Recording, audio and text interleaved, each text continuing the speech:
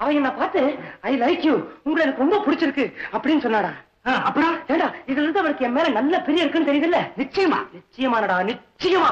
அவ பிறந்த நாளைக்கு எனக்கு மாத்திரம் தான் அழைப்பு அனுப்பிச்சிருக்கா, பாக்கி எந்த பையனுக்கு அனுப்பல தெரியுமா? ஏ ராகவன், அவ என்ன பார்த்து உங்களுக்கு கல்யாணம் ஆயிடுச்சா அப்படின்னு கேட்டாடா. கேட்டாளா? சாரா கேட்டுட்டு சும்மாதான் கேட்டேன் அப்படின்ட்டாடா. சிரிச்சு மழுப்பிட்டாளாக்கா? டேய், காலேஜ்னு ஒண்ணு இல்லன்னா பொழுது போற தெரியாம எவ்வளவு மணி நேரம் வேணா உங்க கூட பேசிட்டு இருப்பேன் அப்படின்னு சொன்னாடா. சுந்தரா, சந்தேகமே இல்லை. டேய், முக்கியமான விஷயம், ஒரு ஃப்ரெண்டோட ஹோட்டலுக்கு வந்தவா ஹேண்ட்பேக் இல்ல கைப்பை அதை மறந்து வச்சுட்டு அதுக்காக இன்னொரு தடவை வந்துட்டு போயிருக்காடா. தனியா தானே வந்தா? ஆமா, ரெட்டை தடிய வெளியே விட்டுட்டா. டேய் ராகவா, அதுக்கு என்னடா அர்த்தம்? அவ உன்னை தனியா சந்திக்கணுங்கிறதுக்காக வந்திருக்கா. ஏன் சந்திக்கணும்? உங்ககிட்ட பேசுறதுக்கு. ஏன் பேசணும்? அவளுக்கு ஒன்ன ரொம்ப பிடிச்சு போச்சு. ஏன் பிடிச்சு போச்சு? யார் அவன்? அவ உன்னை காதலிக்கிறான். இன்னொரு தடவை சொல்லு. அவ உன்னை காதலிக்கிறாடா.